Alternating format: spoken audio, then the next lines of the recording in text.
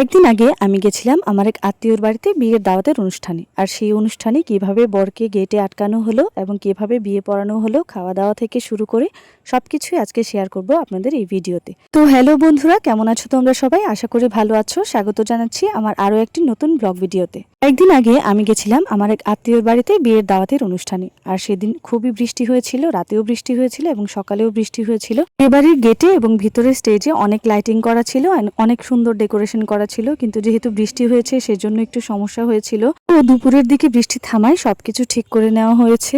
বিয়ে বাড়িতে প্রথমে ঢুকিয়ে দেখি স্টেজ একদম ফাঁকা, তাই ভাবলাম পরে আর সুযোগ পাবো না, তাই সবাই মিলে একটু ভিডিও করে নিলাম, ছবি তুলে নিলাম। পর আমি চলে গেছিলাম কনের এখানে, কিন্তু কনের ভিডিও ক্লিপগুলো শেয়ার করতে পারলাম না। সেরপর চলে গেছিলাম খাওয়া দাওয়ার এখানে। আর আজকে বিয়ে বাড়ির মেনুতে ছিল সবজি, মাংস, ডাল, সালাদ, তারপর পায়েস এবং কোক। খাওয়া দাওয়া শেষ হতে না হতেই শুনলাম বর চলে এসেছে। তারপর খাওয়া দাওয়া শেষ করে চলে গেলাম গেটের এখানে। দেখি বরকে আংটি পরানো হয়ে গেছে, আমি দেরি করে ফেলেছি। এই পর্ব শেষ হওয়ার পর বিয়ে পড়ানো হয়েছে, তারপর বরকে নাস্তা দেওয়া হয়েছে, হাত ধোয়ানো হয়েছে এবং কনেকেও খাওয়া দাওয়া করানো হয়েছে, সেগুলোও দেখতে পারবেন। জন্য পুরো ভিডিওটি আপনাদেরকে দেখতে হবে এবং শেষে কিন্তু অনেক আকর্ষণীয় বিষয় রয়েছে। 15,000 টাকা গেট বাবদ 15,000 ডায়মন্ড ফিট করছি।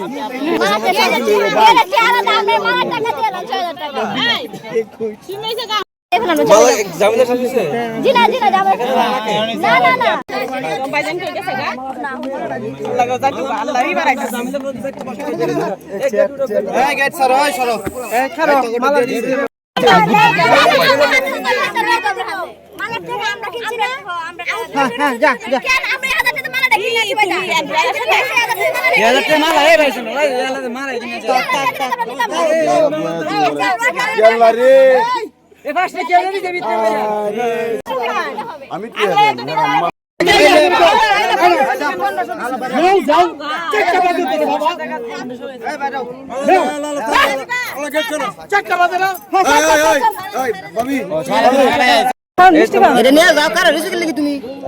পর্ব শেষ হওয়ার পর বরকে নিয়ে যাওয়া হচ্ছে। যেহেতু গেটের এখানে অনেক কাদা হয়ে গেছিল, সেই জন্য গেটের এখান দিয়ে নিয়ে যাওয়া হয়নি, অন্য রাস্তা দিয়ে বরকে নিয়ে যাওয়া হচ্ছে স্টেজে বসানোর জন্য। স্টেজে বসানোর পর সবাই একসাথে জড়ো হয়ে গেছে বরকে দেখার জন্য। আশেপাশে যারা ছিল সবাই চলে এসেছে। তারপর দেখুন বর বসে পড়েছে।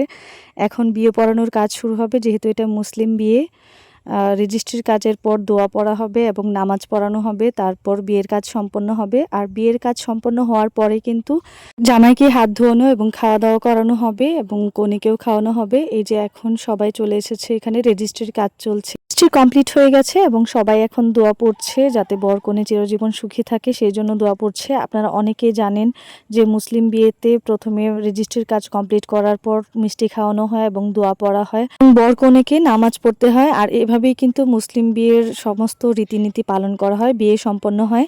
এই দেখুন এখন বিয়ে সম্পন্ন হওয়ার পরে বরকে খাবার দেওয়া হয়েছে। এত বড় একটা খাসি দেওয়া হয়েছে খাওয়ার জন্য।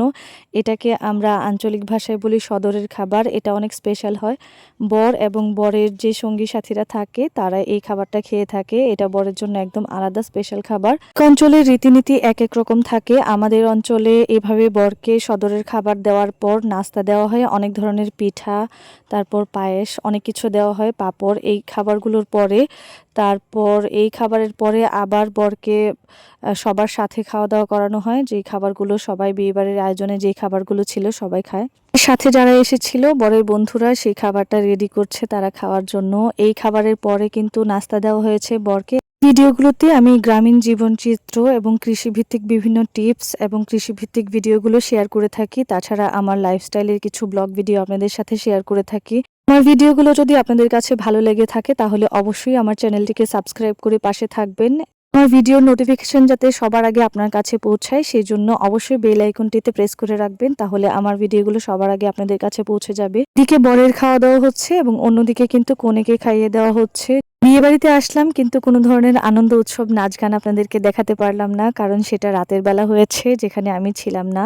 এই যে দেখুন গ্রামের বিয়ে বাড়িতে আমরা কতটা কাদা পের হয়ে তারপর বিয়ে বাড়িতে পৌঁছেছি। দেশে রওনা দিলাম, তারপর রাস্তায় দেখলাম আরো একটা বিয়ের গেট ছিল। ভিডিওটি এ পর্যন্তই, দেখা হবে নতুন কোনো ভিডিওতে নতুন ভাবে। সেই পর্যন্ত সবাই ভালো থাকবেন, সুস্থ থাকবেন। আল্লাহ হাফেজ।